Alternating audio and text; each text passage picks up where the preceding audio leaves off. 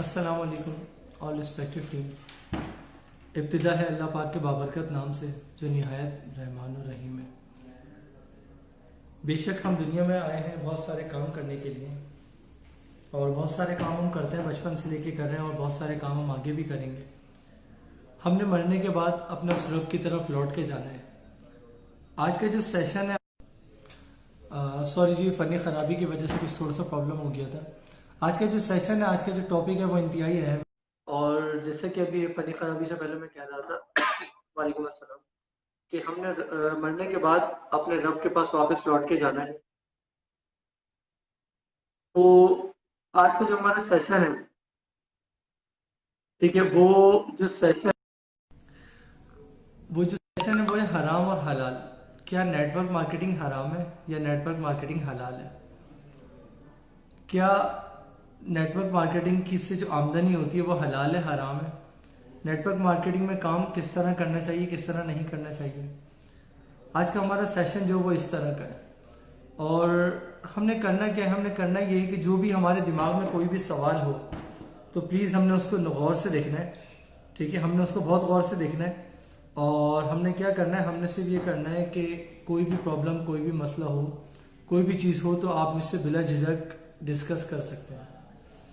इस वक्त मैं कराची ब्रांच में मौजूद हूँ, और कराची ब्रांच से हम ये सेशन जो है आपके सामने लाइव कर रहे हैं। मेरे पास कुछ सवाल है। पिछले दिनों ग्रुप पर हमारी जो टीम है उसमें कुछ लोगों ने बोला कि सर ये तो हराम काम है। मैंने कहा ओके। तो उन्होंने फिर कुछ रिकॉर्डिंग शेयर की जिसपे एक मुफ्ती साहब ये बोल रहे थे, चूंकि इस्लाम कहता है कि एक हाथ दो और दूसरे हाथ लो, वो काम हलाल है, बाकी काम सही नहीं है, तो ये हराम काम है सर, क्योंकि इसमें कमीशन हमें फौरन नहीं मिल रहा होता।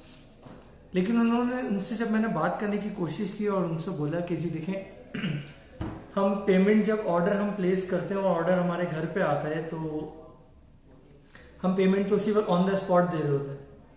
ठीक है, हम उसी वक्त ऑन द स्पॉट उनको पेमेंट दे रहे होते हैं, और जो कमीशन है, ये जो इंसेंटिव है, या ये जो चेक है, वो हमें उसका नेक्स्ट मंथ में मिल रहा होता है। तो लोगों ने मुझसे बोला कि सर वो तो ठीक है, लेकिन हमने किसी से पूछा तो उन्होंने कहा हराम है, हलाल है। तो आज हम उसी सेशन पे, उसी टॉपिक पे बात करने जा रहे हैं। ठीक है, आज हम उसी चीज़ को डिस्कस करेंगे, उसी चीज़ पे बात करेंगे कि जी क्या हराम है या हलाल है, या क्या वाकई ये हराम है। ठीक है, क्या वाकई लोग जो कह रहे हैं वो सही कह रहे हैं या गलत कह रहे हैं। ठीक है, तो आज हम इसके बारे में बात करेंगे। ठीक है, और हम देखेंगे कि ये क्या होता है। सो जनाब, सबसे पहले तो मैं आपसे ये कहूँगा कि सिस्टम बिल्कुल ओरिजिनल है और हलाल है।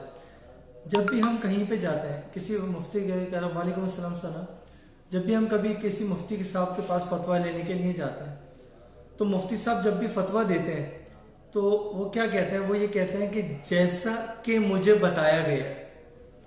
जाहिर बिस्मिल्लाह से वो शुरू करते हैं, वो कहते हैं कि जैसा कि मुझे बताया गया है। अब सवाल ये है कि क्या मुफ्ती साहब को जिन्होंने बताया, जिन्होंने गाइड किया, क्या वो उनको पूरा सिस्टम आता था? क्या वो सिस्टम के साथ कनेक्टेड थे? क्या वो उनको पूरा सिस्टम आता है? ऐसा तो नहीं कि लाइल्मी में उन्होंने कहीं गलती कर दी हो, ऐसा तो नहीं कि लाइल्मी में उनको सिस्टम नहीं आता हो।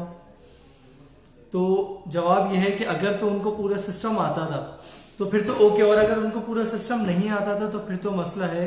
क्योंकि मरने के बाद, जैसा कि मैंने बिल्कुल स्टार्ट में बोला, कि हम सब ने अल्लाह पाक को, अल्लाह रब्बुल इज़्ज़त को मुंह दिखाना है और अल्लाह रब्बुल इज़्ज़त की तरफ वापस जाना है। अल्लाह रब्बुल इज़्ज़त की तरफ वापस जाना है। ठीक है, तो हमने अल्लाह ताला को भी जवाब देना होगा। सो जनाब, सवाल ये है कि क्या ओरिफ्लेम का या कोई भी MLM सिस्टम हराम है या हलाल है? तो जवाब यह है कि नहीं जी, कोई भी सिस्टम हराम या हलाल नहीं है। हमारे यहाँ बोला जाता है, उसकी एक छोटी सी एग्जाम्पल के साथ मैं लेके चलूंगा ताकि बात को समझा सकूं। हमारे यहाँ बोला जाता है कि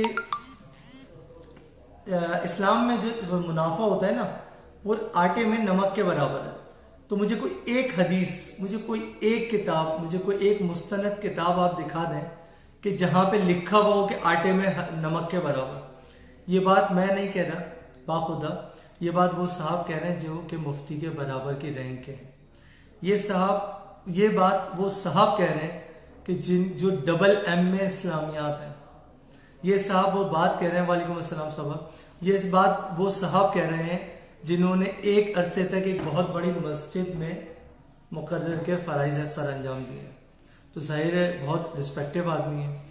तो जनाब होता क्या, हराम और हलाल में फ़र्क क्या है? हराम और हलाल में फ़र्क ये कि मैं एक नौकरी करता हूँ, मेहनत करता हूँ सुबह से शाम तक, लेकिन मैं उस नौकरी में झूठ बोलता हूँ, मैं उस नौकरी में झूठ की आमेजिश करता हूँ, मैं उस नौकरी में धोखेबाजी करता हूँ, मैं उस नौकरी में और बहुत सारी चीज़ें ऐड करता हूँ। तो सवाल मेरा ये है कि क्या मेरी नौकरी है, क्या मेरा काम हराम है या हलाल है? तो जनाब वो हिस्सा, वो पार्ट जब मैं झूठ बोल रहा हूँ वो हराम हो गया। एक ऐसा काम जो हम मेहनत से कर रहे हैं वो हराम हो जाता है। तो जब समझ में ये आया कि हमारी जबान, हमारी वर्डिंग, हमारे अल्फाज भी बहुत अहम किरदार कर देते हैं, क्योंकि एन से हे से ही हलाल होता है और हे से ही हराम होता है। ठीक है, तो लिखने के ऊपर है या एटीट्यूड के ऊपर है या इस्तेमाल के ऊपर है कि हम करते क्या हैं। सिस्टम जी हराम है हलाल है, किसी से भी आप बात करें तो वो आपको ये जवाब देंगे। तो मैं आपको जवाब का आसान सा हल बताता हूँ कि जिस सिस्टम जिसको समझ में आएगा वो तो हराम कभी भी नहीं बोलेगा, क्योंकि ओरिफ्लेम कोई इन्वेस्टमेंट कंपनी नहीं है। ठीक है, ओरिफ्लेम कोई इन्वेस्टमेंट कंपनी नहीं है। अगर एडमिनिस्ट्रेटर और मॉडरेटर मेरे साथ मौजूद है, सबा और अलीना साहिबा, जो नई फ्रेंड रिक्वेस्ट आ रही है उस पर प्लीज अगर जो हमारे ग्रुप के लोग हैं उनको ऐड कर दें, अगर आप लोग मुझे सुन रहे हैं तो। सो जनाब सिस्टम ये नहीं कहता कि हलाल है, सिस्टम ये भी नहीं कहता ये हराम है। सिस्टम तो आपको बताता है कि जी ये काम है, करना है तो करें, नहीं करना ना करें। हलाल है हराम है, जी मैं कहता हूँ हलाल है, कुछ लोग कहते हैं हराम है। पिछले दिनों ग्रुप पे बहुत ज्यादा शोर उठा था हराम है। तो मैं 3 मुफ्तियाने कराम साहब से मिला, उन तीनों के आगे मैंने सिस्टम रखा, उनसे बात की, तो उन्होंने मुझसे एक ही बात बोली कि भाई जब भी हम कभी किसी को फतवा देते हैं तो हम बोलते हैं बिस्मिल्लाहिर्रहमानिर्रहीम लिखते हैं, और उसके बाद हम सबसे अहम जुमला लिखते हैं, शुरुआत करते हैं जैसा कि मुझे बताया गया है।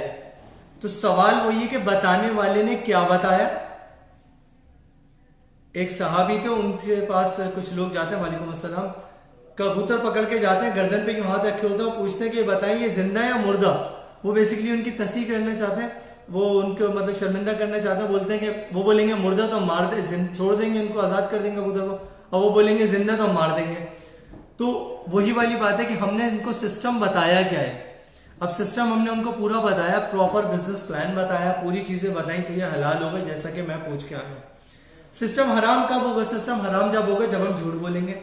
सिस्टम हराम कब होगा? सिस्टम हराम जब होगा जब हम किसी से इन्वेस्टमेंट करवा देंगे, 10,000 रुपए के अपने पैसे लगवा दिए, ठीक है, 10,000 रुपए हमने लगवा दिए, लेकिन उसको सिस्टम समझाया नहीं, उसको बताया नहीं, उसको कुछ पता ही नहीं था हो क्या रहा है, तो ये भी हमारे लिए हराम है। लेकिन हम, चूंकि मेरी वेलकम कॉल्स जाती हैं एक एक को, मैं हमेशा पूरा का पूरा बिजनेस प्लान डिस्कस करता हूँ। हम व्हाट्सएप ग्रुप में कंटिन्यू कंसेक्यूटिव लगे रहते हैं, डिस्कस कर रहे होते हैं। तो हम ये समझते हैं, या मैं ये समझता हूँ कि मेरी टीम में ऐसा काम नहीं होता, क्योंकि हम खुद गलत नहीं करते, तो हम अपनी डाउनलाइन को भी गलत करने नहीं देते, और ना ही हमारी डाउनलाइन में कोई गलत काम करता है। सिस्टम हलाल है कैसे? क्योंकि वो कैसे का काफ हटा के ऐसे कि आप आते हैं, काम करना शुरू करते हैं, जो आप काम करते हैं आपको सिर्फ उसके बदले की इनकम मिलती है, आपको उसके बदले के रिवॉर्ड मिलते हैं, आपको उसके बदले के प्रॉफिट मिलते हैं, आपको उसके बदले के अवार्ड मिलते हैं, या आपको उसके बदले के सर्टिफिकेट्स मिलते हैं या गिफ्ट्स मिलते हैं। तो कुछ लोग बोलते हैं सर आपको भी तो मिलता है। जी हाँ, बिल्कुल मिलता है। इसकी मिसाल बिल्कुल उस मदरसे की जैसी है। एक बहुत सारा मदरसा होता है, मैंने जिस मदरसे से तालीम हासिल की है, जी हाँ बिल्कुल। सभा का सवाल है चैन मार्केटिंग हलाल है या हराम है? सभा में इसी तरफ आ रहा हूं। चैन मार्केटिंग बिल्कुल हलाल है। चैन मार्केटिंग क्यों हलाल है? मैंने इसका जवाब दिया कि चैन मार्केटिंग इसलिए हलाल है क्योंकि अगर हम गलत गाइड नहीं करेंगे, हम बिल्कुल सही गाइड करेंगे जैसा कि हम करते हैं, हम कोई झूठ नहीं बोलेंगे, हम कोई उसमें कोई चीज छुपाएंगे नहीं, कोई हम उसमें मतलब 2 नंबरी नहीं करेंगे, तो बिल्कुल हलाल है। और हम उसमें कोई झूठ की आमेजिश कर देंगे तो हराम हो जाएगा। दूसरी चीज ये कि चैन मार्केटिंग हलाल क्यों है? क्योंकि हम यहाँ पे किसी का पैसा फंसवा नहीं रहे, पैसा बैंक में रखवाते, उस पर मुनाफा खाते रहते हो बैठ के, ठीक है, तो वो हराम होता है। लेकिन इसमें आप पैसा खा नहीं रहे बैठ के, इसमें आप मेहनत कर रहे हो, तो 100 पॉइंट खुद भी करते हो, अपनी टीम के भी करते हो, उसमें एफर्ट्स लगती हैं, और फिर ये काम हलाल है। ओके, सिस्टम में हलाल हो गया। ओके, फिर उसके बाद कुछ लोग बोलते हैं सर आपको तो प्रॉफिट मिल रहा है, ये जो चेन सिस्टम होता है इसमें नीचे वाला तो बेचारा मेहनत करता है, ऊपर वाले को प्रॉफिट मिलता है, तो ये कैसे हलाल हो गया? सब इसमें आपके भी सवाल का जवाब है, मैं मुख्तलिफ तरीकों से जवाब देना चाह रहा हूं ताकि सबको क्लियर हो जाए। अब ये हलाल कैसे हो गया? हलाल ही हो गया। सम पीपल से इट्स लाइक गैम्बलिंग। नहीं जी, ये बिल्कुल भी गैम्बलिंग नहीं है, ये बिल्कुल भी गैम्बलिंग नहीं है, क्योंकि गैम्बलिंग ये होती है कि जिस तरह, अगर मैं पाकिस्तान में तो खैर वो चीज इतनी नहीं है, अगर मैं किसी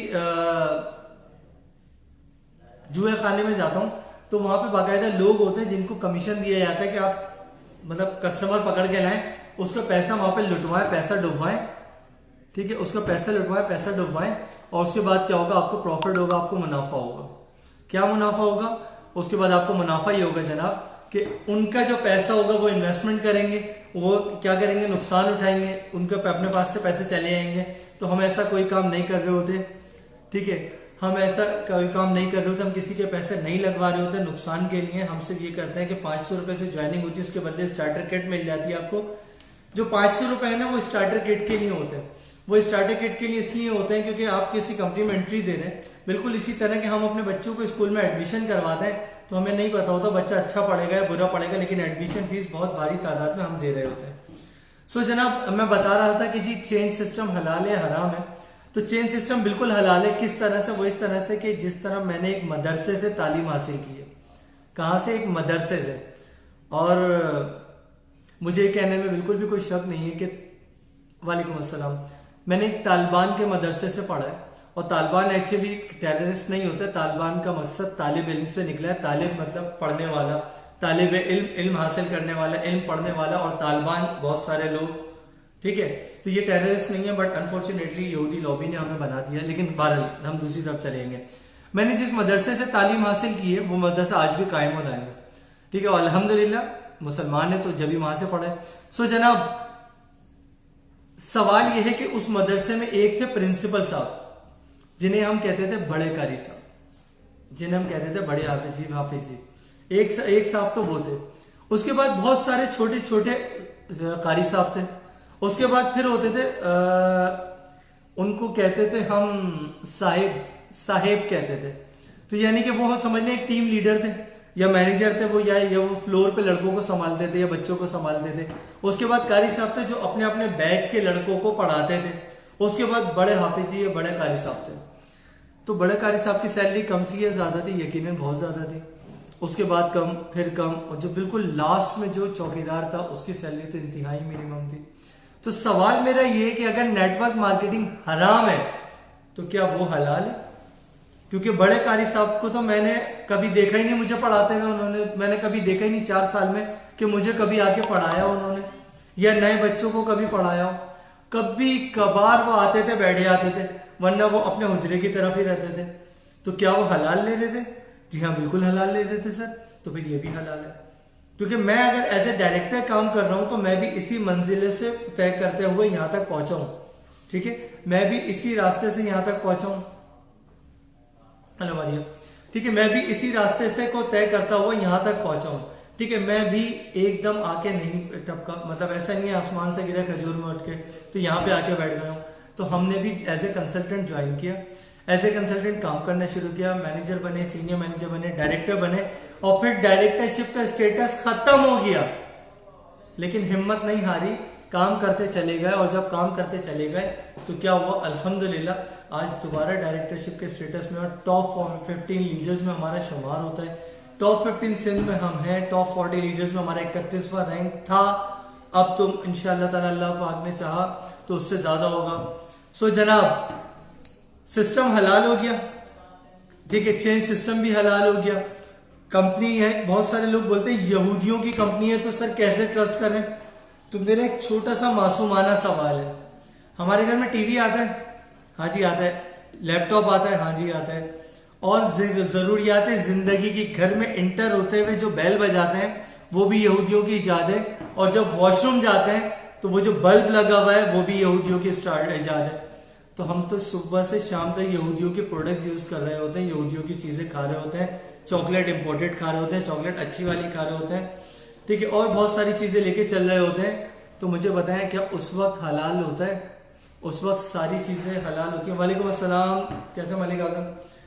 तो उस वक्त सारी चीजें हलाल हो जाती हैं। अगर उस वक्त हलाल हो जाती हैं तो अब हराम क्यों है? प्रॉब्लम क्या है? प्रॉब्लम ये है कि हराम और हलाल का फतवा जो आया अनफॉर्चुनेटली वो एक ऐसी साहिबा के पास से आया जिनकी भाभी भी ज्वाइन है, और भाभी तेज काम कर रही थी, वो स्लो थी, थोड़ी सी भाभी की टीम ग्रो कर रही थी। तो मेरी उनसे 2 दिन पहले बात हुई, मैंने उन्हें समझाया कि देखिए भाभी की टीम ग्रो करी, अपनी भी टीम ग्रो करा है। तो मैंने समझाना तो पॉजिटिविटी में चाह रहा था, बट आई थिंक गैस के वो नेगेटिविटी ले गई। तो बहरहाल तो लेकिन अच्छा हमारे लिए ये हुआ कि एटलीस्ट हमारा विजन क्लियर हो जाएगा। तो जनाब मैं कहता हूँ कि यहूदियों की कंपनी, ठीक है, इस पे बहुत सारे लोग बोलते हैं सर कैसे हम इस पे ट्रस्ट करें, कैसे हम इस पे यकीन करें, क्योंकि इसमें तो चीजें गलत भी हो सकती हैं। तो मुझे सिर्फ एक सवाल का जवाब दे दें, अगर हमारा कोई अपना किसी का एक्सीडेंट हो जाता है तो हम उसको क्या बोलेंगे? हम क्या बोलेंगे? हम ये बोलेंगे कि नहीं यहूदियों की बनाई हुई दवाएं नहीं देंगे? क्या हम उसको यहूदियों के बनाए हुए हॉस्पिटल्स की जो प्रोडक्ट्स आती हैं हमारे पास, या हमारे पास जो हॉस्पिटल है उसकी जो सारी प्रोडक्ट्स है सब बाहर से आती है, पाकिस्तान में नहीं बनती, तो उनसे उसका ऑपरेट नहीं करेंगे?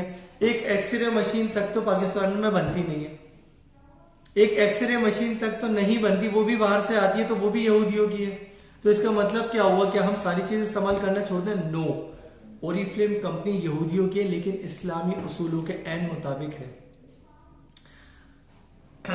हेलो बेटा, ठीक है, ओरिफ्लेम कंपनी है यहूदियों की, बिल्कुल बेशक यहूदियों की, लेकिन यहूदियों ने और नॉन मुस्लिम ने इस्लाम के उसूलों पे अमल किया, इस्लाम के उसूलों पे काम किया और तरक्की कर गए।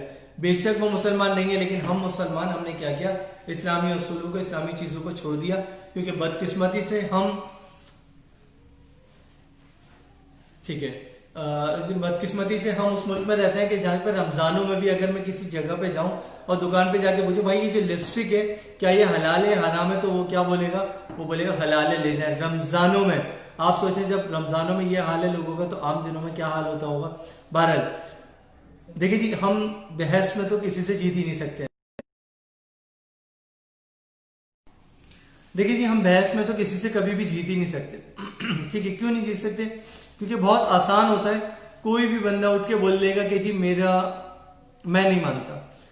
एक छोटी सी मिसाल देता हूं आपको। एक बच्चा स्कूल से आता है और वो आके बोलता है कि अम्मी अम्मी आज मैंने स्कूल में शर्त लगाई। तो उसकी वालिदा बोलती है बेटा शर्त लगाना बुरी बात है, लेकिन क्या शर्त लगाई?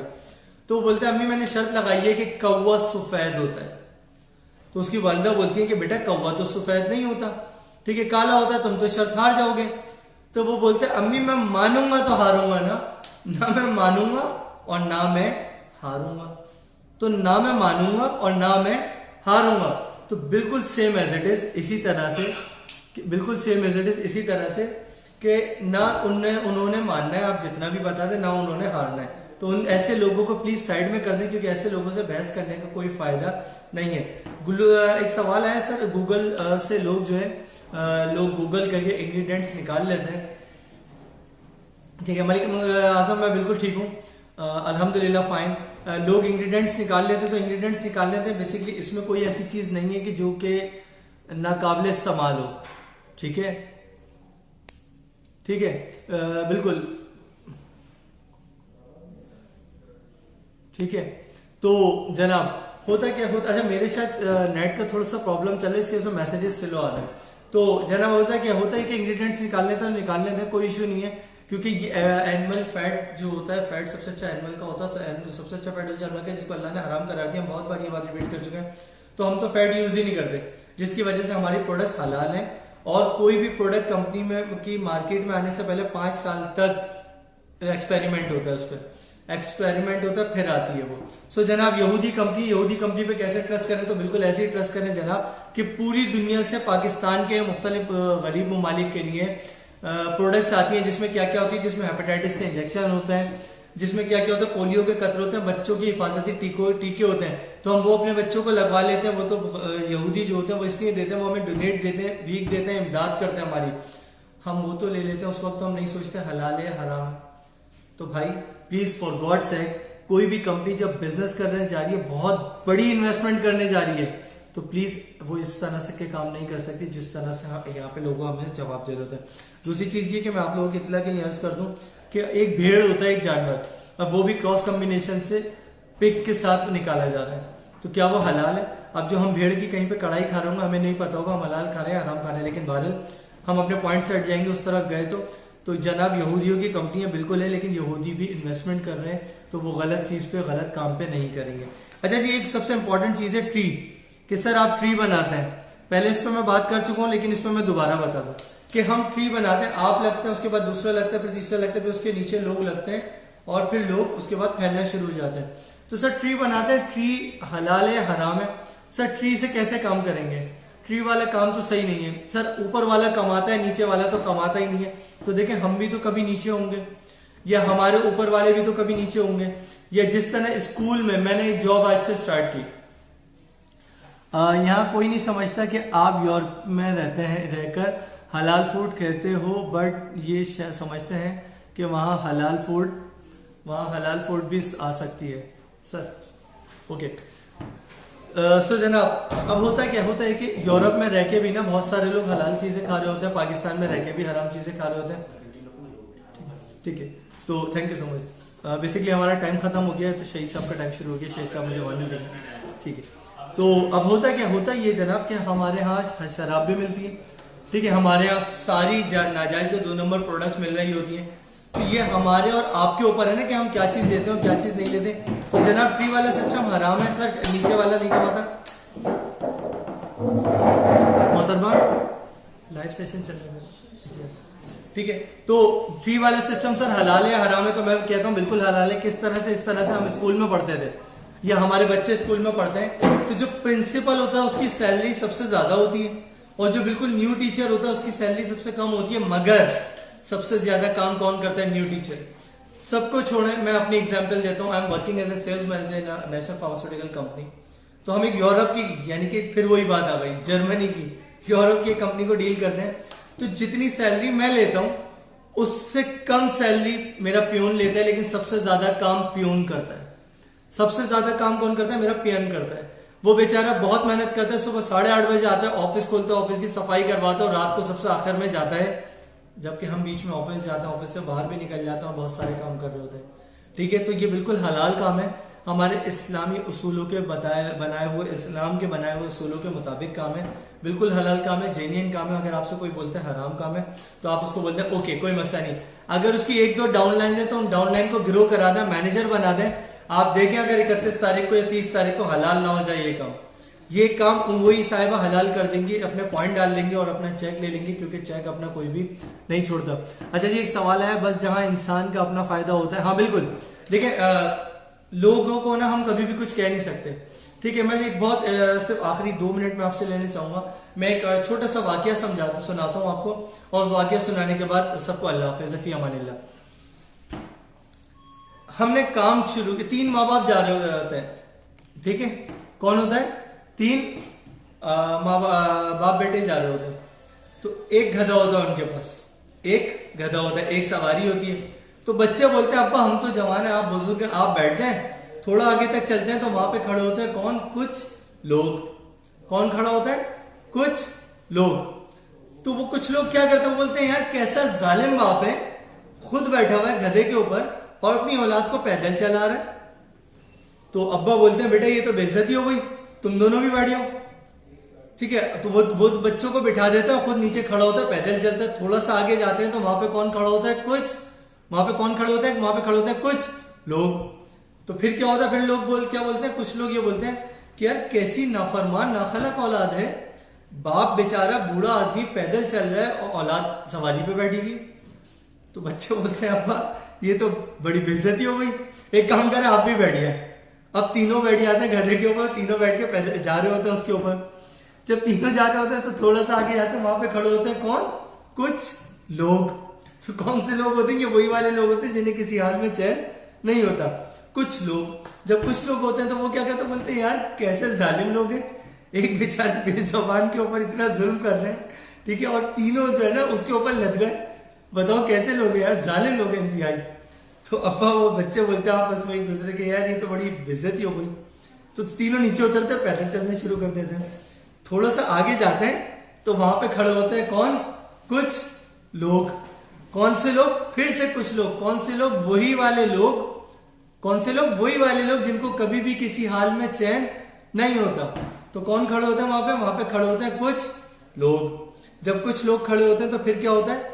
फिर ये होता है जनाब कि जब कुछ लोग खड़े हो जाते हैं तो वो ये होता है, बोलते हैं कि यार कैसे लोग हैं, बेवकूफ लोग हैं, गधे हैं, गधे के साथ गधे जा रहे हैं, गधा साथ है, एक सवारी साथ है और तीनों पैदल चलते आ रहे हैं।